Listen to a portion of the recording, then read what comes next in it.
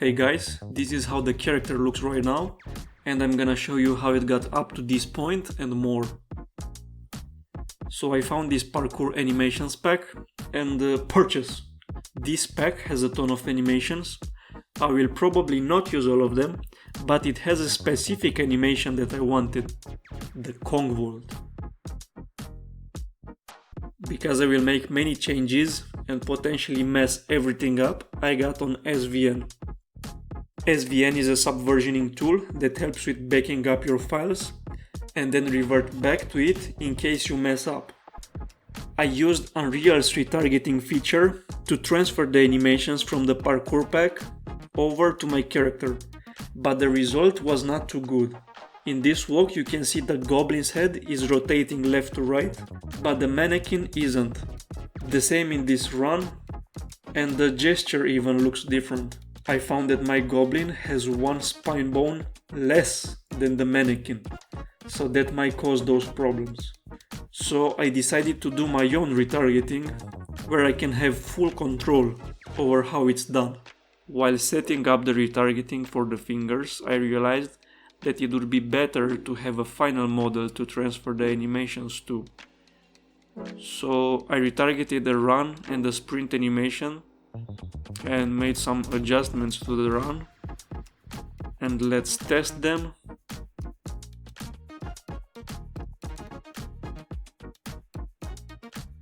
It looks pretty funny.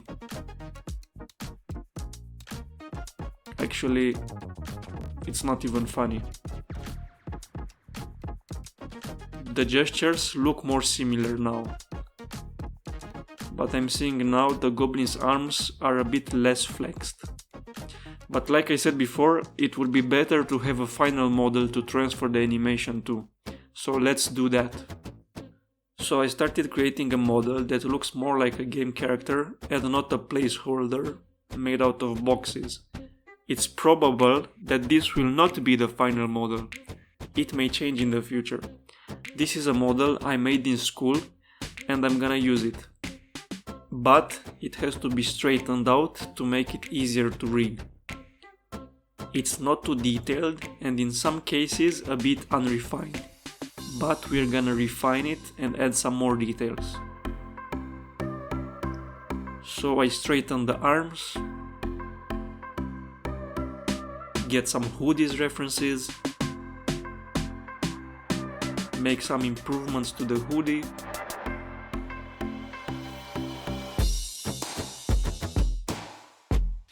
straighten the fingers,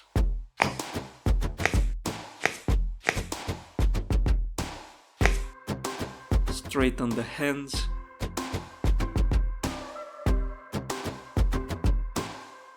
start fixing the hood and make it look better.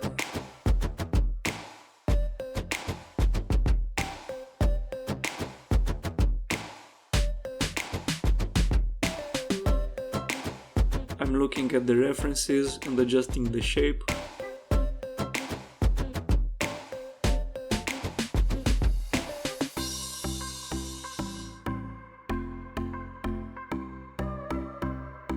Then I'm sculpting the pockets.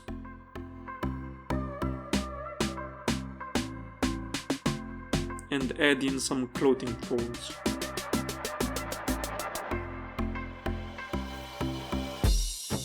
Then get references for the pants, get a lot of it, and sculpt in the folds.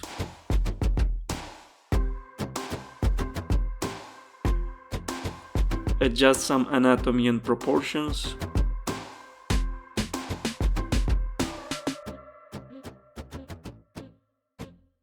Draw some seam detail on the sides.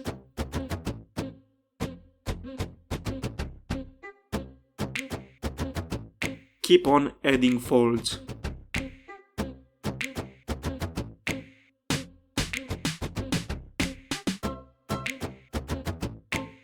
Let's make the shoes. Give it some secondary shapes.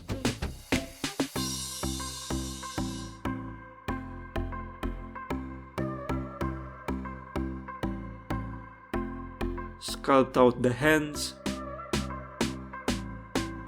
giving it some general wrinkles.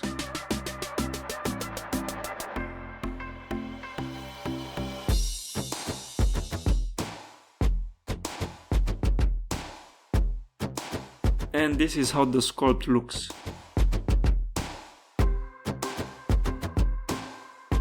Now that the sculpt is finished, it's time to make a less dense topology to run in game and to deform better with animation. Starting with the head, I draw the loops around the eyes and mouth. Run a strip around the left lines. One loop that goes around both eyes like a mask. A loop around the neck. Those being the parts that will move and deform the most. Then we start filling the gaps.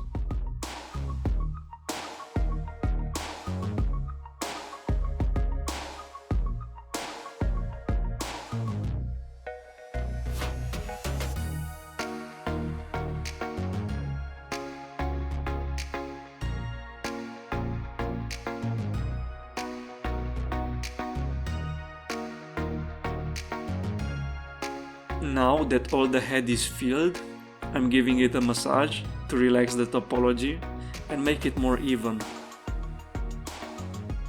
Then we do the same thing for the hoodie.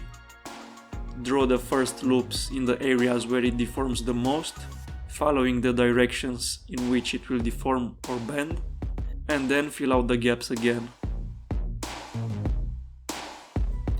And the same thing for the pants.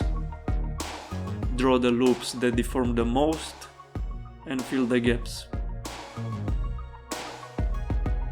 Same for the hands and everything else. After the topology is done, it's time for UV mapping.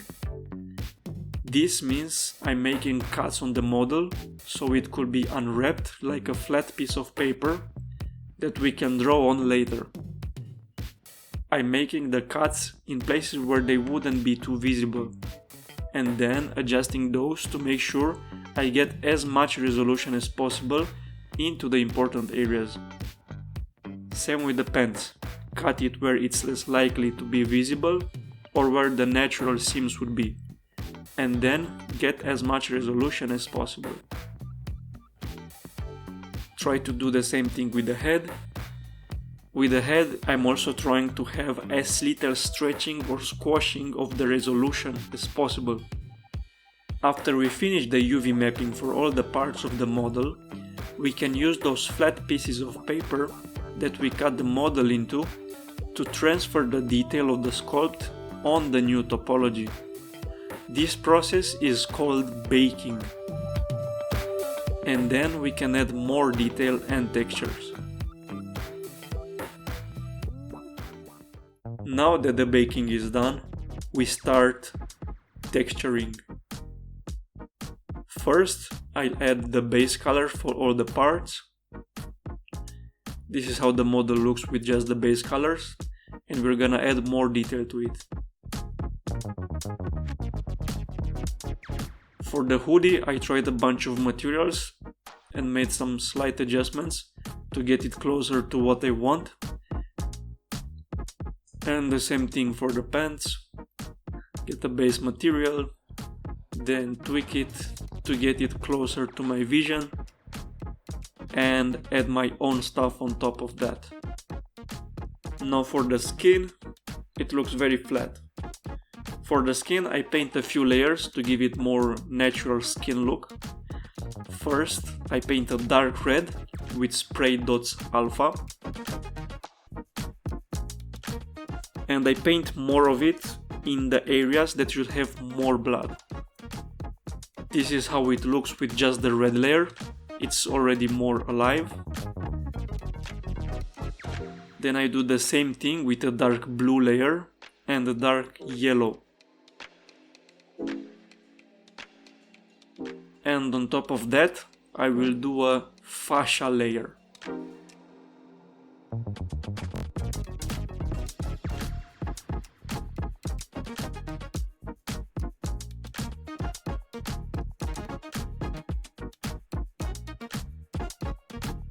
And after some more painting, I can add another layer with the base color to tone down all the blood and fascia coloring.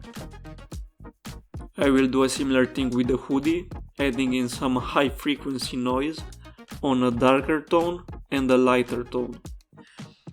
And then paint some fake ambient occlusion to make some details pop a bit more. Then paint some extra stuff like this pocket, for example.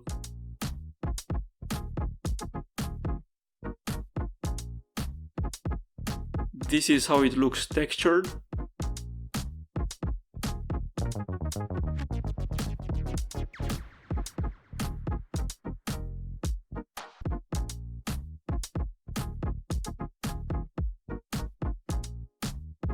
And much later I realized I forgot to paint some skin pores. So I got back to paint those.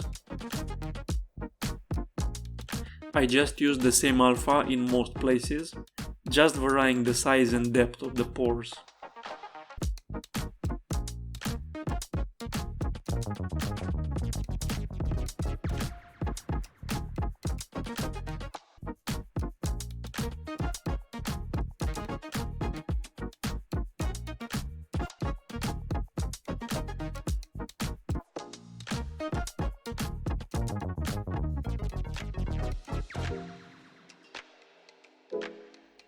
Okay, so now we have it all textured and skinned with pores. Maybe it won't be visible very often in the game, but it's nice to have it just in case, I guess.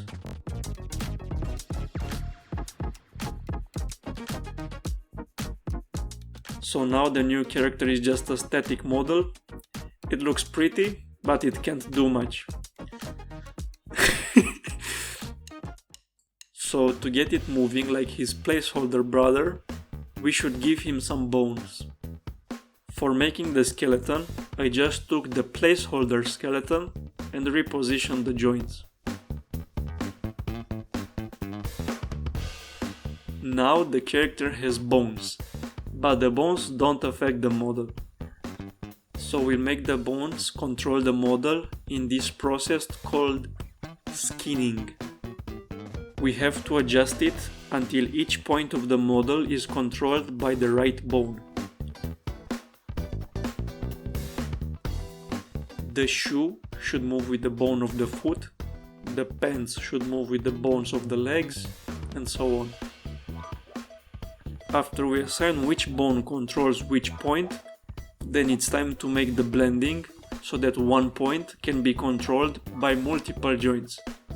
And so the deformation will look smooth instead of robotic, I guess. This is usually referred to as weight painting.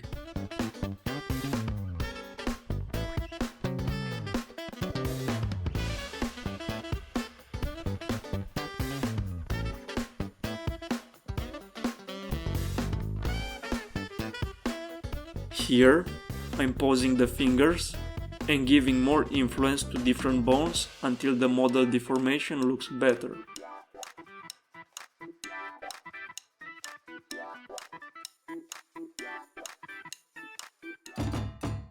Now that the character also has bones and skin, it can move around. But there are many problems with it. He is a bit stretched, his fingers are all broken, his toe is broken, his posture is bad, but that's not because of the skinning, it's because of the animations. He is using the animation of his placeholder brother, the box guy. And to get it to look correct for his proportions and his skeleton, we need to get back to the thing from the start of the video. Animation retargeting. But before I do that, I'll make a script to help with twist joints.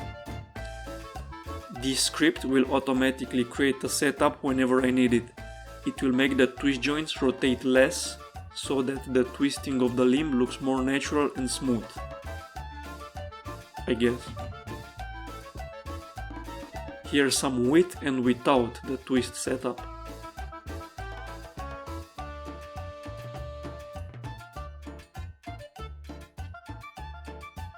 Okay, now let's get back to the animation retargeting stuff that we pushed back for so long.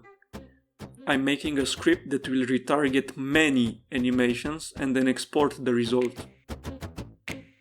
I made an IK retargeting setup. In this one, the hand will try to be in the same location where the source animation is. But looking at the result, I didn't really like it. The hands and feet are where they should be, but because of the difference in size and proportions, the posture changed and it looks more ugly. And I'd have to go over it and make the pose look natural again. Actually, it looks like even the hands will not be able to reach the desired location because the arms of our goblin are shorter. To reach there, the arm should stretch, but my rig doesn't have that feature yet. That, coupled with the ugly posture, I decided to try an FK retargeting setup. In FK setup, the bones will just imitate the rotation of the source, and it will not try to reach the location of the source. This way it will maintain an appealing and natural gesture, even if the hands and feet will not make contact too well. Okay, now it looks much better. The posture is more appealing and natural. The hands and feet are not in the right place, but we'll continue with this.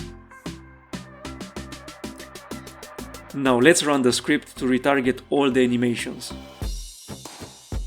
Now the animations are retargeted and they look better and closer to the original compared to the first time when we did retargeting in Unreal.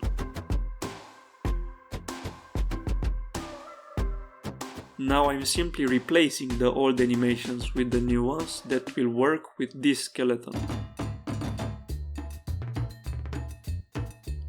And now let's see how it plays.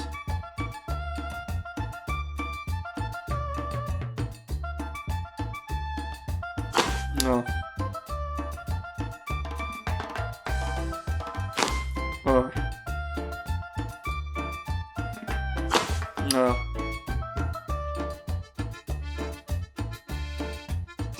No, there's a big jump when climbing.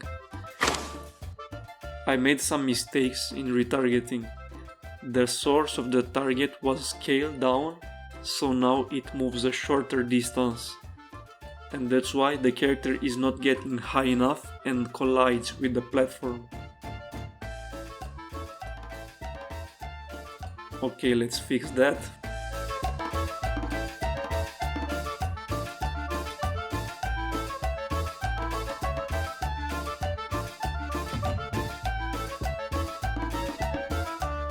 Okay, now that's fixed and it feels much better.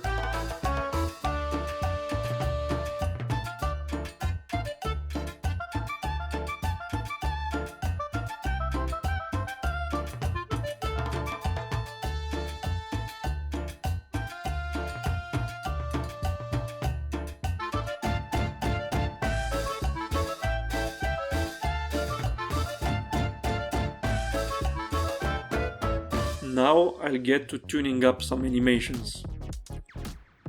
See, the source didn't have animated fingers, because it was made on the placeholder with no fingers. These ones need to be animated. So I started tuning the animations.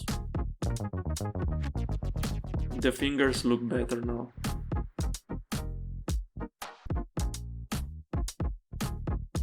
I then purchased Animbot and started getting familiar with it. Then I went ahead and made some polish too, added extra detail and physics, cleaning arches and spacing.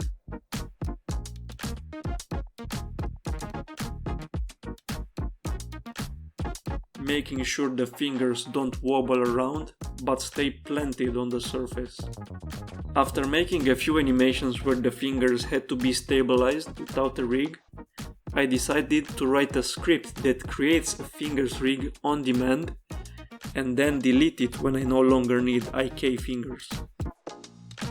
Pack, the script is done, And now I can use a single controller to control the entire finger and keep it planted and make more detailed animation easily. Now with the hand rig, it goes much easier to finish these hands animations. Many more things happened that I left out of the devlog, but it would have been too long and boring. Instead, let's see a run.